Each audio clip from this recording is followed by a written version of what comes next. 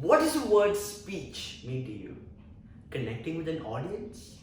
Think about something which 75% of the whole world fears doing. Glossophobia, also known as the fear of public speaking. Don't believe me yet?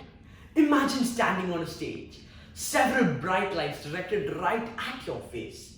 You see an ocean of people as far as your eye can reach, all eager to hear you speak. The auditorium is freezing cold, but you feel peels of warm sweat dripping right down your nervous face. You stand still and you want to go home.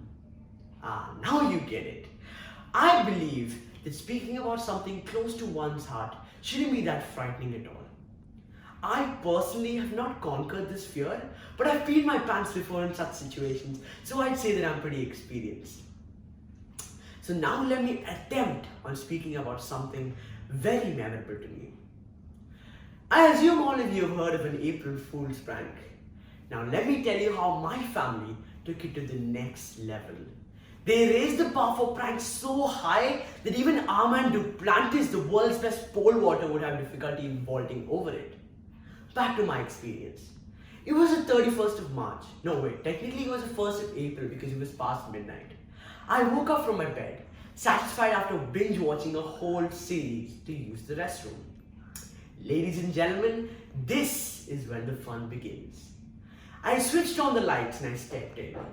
As I was casually walking towards the sink, I felt like I was walking on baby oil. And I was. And a few microseconds later, came crashing to the ground. I was startled, but not too suspicious. Then I walked towards the toilet seat and began my business there. After a while, I felt something down there. Looking down, I noticed the toilet bowl was plastic wrapped. I was furious, but I calmed myself down, taking inspiration from the Netflix series that I had just watched, The Chef's Table. To clean up the mess, I reached for the toilet paper, but my eyes fell below the toilet paper.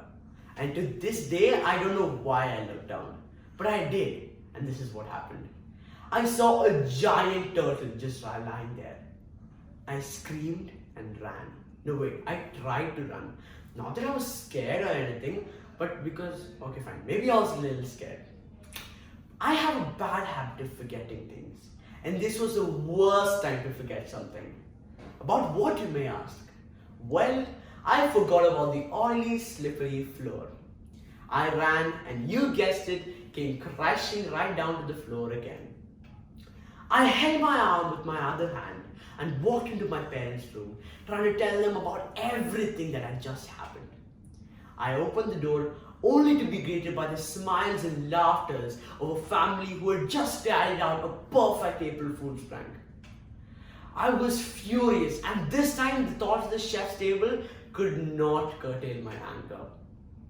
Oh ho ho, you don't want to know what I did to them after.